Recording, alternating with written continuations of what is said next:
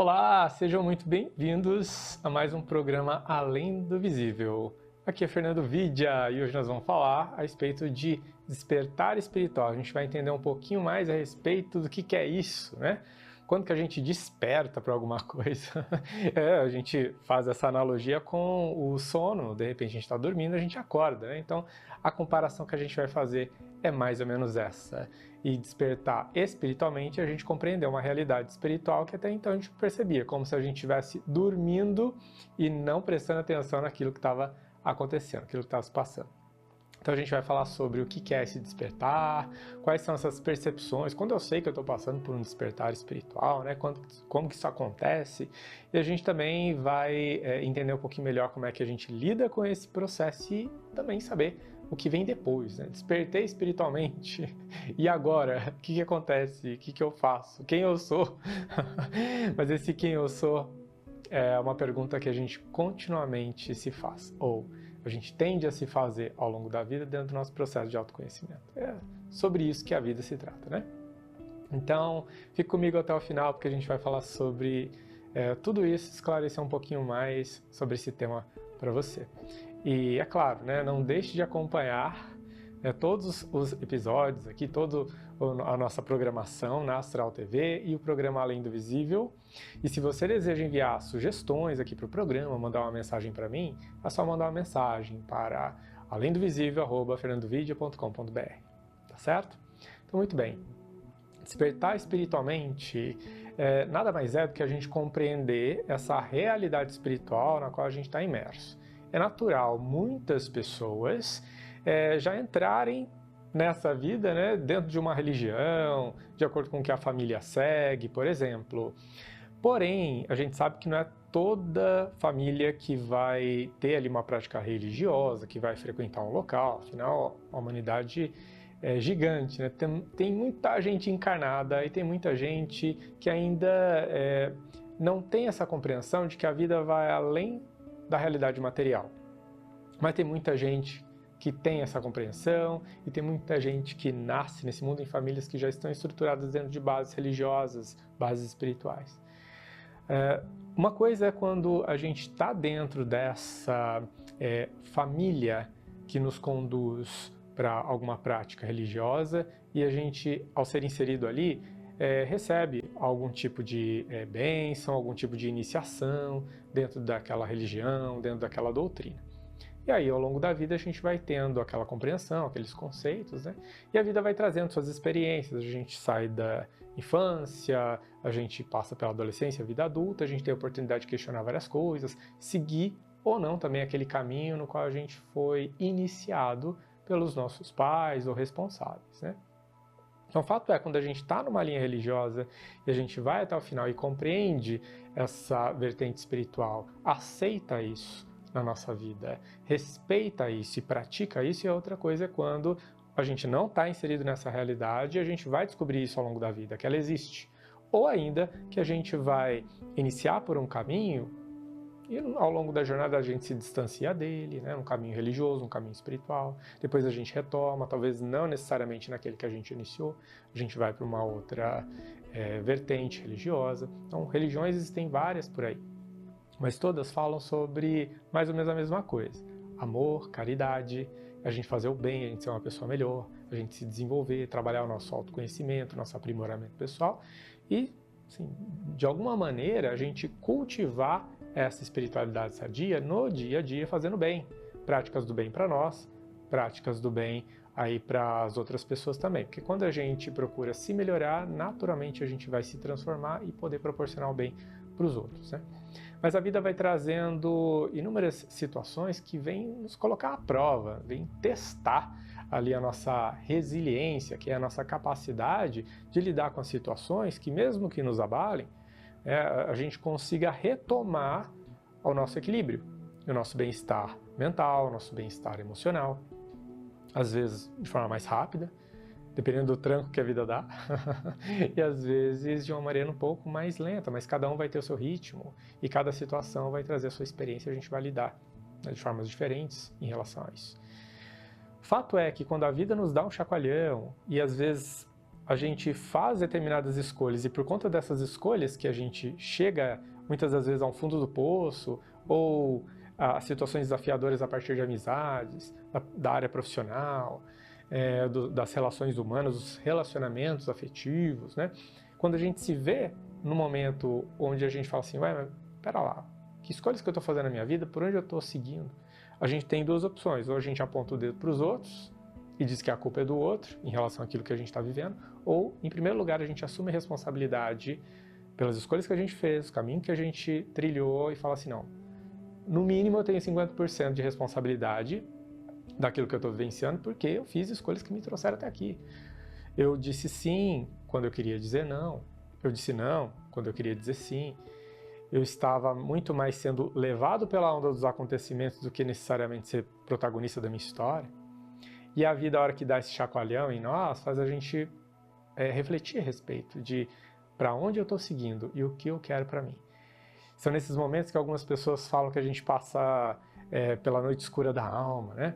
Pode ser acompanhado de um processo depressivo ou de reflexões muito profundas e importantes que vão estar relacionadas com as próximas escolhas que a gente vai fazer em relação à nossa jornada. E aí, para onde que eu quero ir? Algo que eu costumo comentar muito para as pessoas que vêm em busca de tratamentos energéticos e espirituais comigo, né? Olha, você tem um planejamento de vida? Você sabe para onde você vai estar daqui 1 ano, daqui 2 anos, daqui 5 anos, daqui 10 anos? Não, eu não sei, realmente. Nem eu, Fernando, sei onde que eu vou estar. Mas eu tenho minimamente um planejamento estratégico de vida, de encarnação traçado. Eu sei o que eu quero. A grande questão é, será que você sabe o que você quer? Nós sabemos o que nós queremos? Existem momentos da nossa vida que tudo isso é meio que colocado sob uma nova perspectiva. A gente tem que questionar, pera lá, para onde eu estou seguindo? Quais são os meus objetivos de vida? E são objetivos puramente materiais ou são objetivos que engrandecem a minha alma, fazem eu ser uma pessoa melhor? Aí a gente começa a questionar. Interessante, né? Questionamentos como esses faz a gente realmente entender o que a gente está fazendo aqui, pelo que a gente está vivendo. Vamos falar um pouquinho mais a respeito desse tema. Logo mais a gente vai fazer uma pequena pausa e volta já. Você deseja compreender um pouco mais como que a tua realidade sutil, a realidade energética e espiritual da tua vida pode impactar no bom desempenho ou não das suas atividades aqui no mundo físico para você prosperar, atingir os seus objetivos, ter mais disposição, ânimo, criatividade para desempenhar suas atividades, né? E, é claro, poder se sentir feliz, próspero, realizado, realizada. Então eu convido você a conhecer um pouco mais a respeito do meu trabalho, que é de limpezas energéticas e tratamentos espirituais à distância. Basta você acessar o link que está passando aqui abaixo, né, o endereço do site www.fernandovidia.com.br, e lá você vai entender mais e melhor como que é possível a gente atuar em energias para fazer limpezas vibracionais importantes para que você esteja com essa vibração mais sutil e alinhada com o seu propósito, com o seu objetivo, com as suas metas, né? Com aquilo que você vem realizar e deseja realizar para a tua vida. Tratamentos de limpezas energéticas e espirituais à distância, você confere aqui. Então, fica o convite para você saber mais. É só acessar o site e se inteirar de todas as informações e entrar em contato para a gente poder falar um pouco mais a respeito de como que o tratamento vai funcionar para você. E estamos de volta para essa segunda parte do programa e vamos continuar a refletir o que acontece a partir desses questionamentos que a gente faz quando a vida começa a questionar os nossos valores por nós, porque se a gente não questiona isso, a vida começa a questionar. Às vezes, escolhas que a gente vai fazendo que vão levando só para problemas nas relações humanas, a gente começa a perceber que as amizades com as quais a gente se envolve, ou as escolhas que a gente tem feito, pode ser até mesmo na parte profissional, na vida de um modo geral, nas áreas da vida, vão levando a gente só a se envolver em situações, conflitos, problemas. A gente começa a perceber o nosso emocional clamando por ajuda, todo bagunçado, né? A gente pode começar a fazer a seguinte reflexão. Pera lá, como que eu posso viver melhor?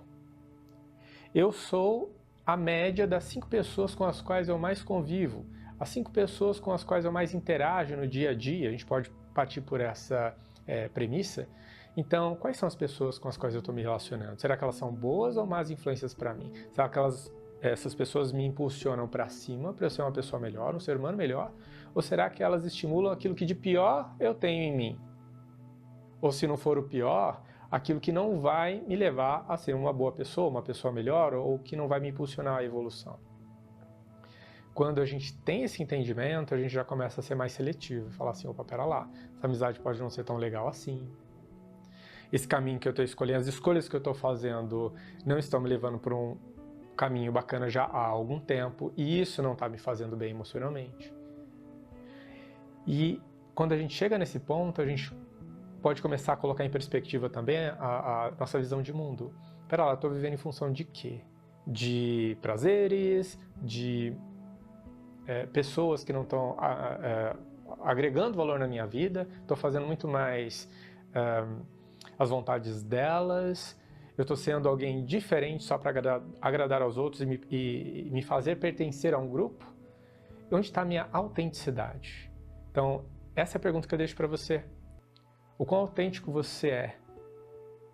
E o quanto você expressa a sua autenticidade também no mundo e para o mundo, sem se preocupar com o julgamento alheio, porque muitas das vezes as nossas atitudes são pautadas no julgamento dos outros. Se eu fizer tal coisa, o que vão pensar de mim?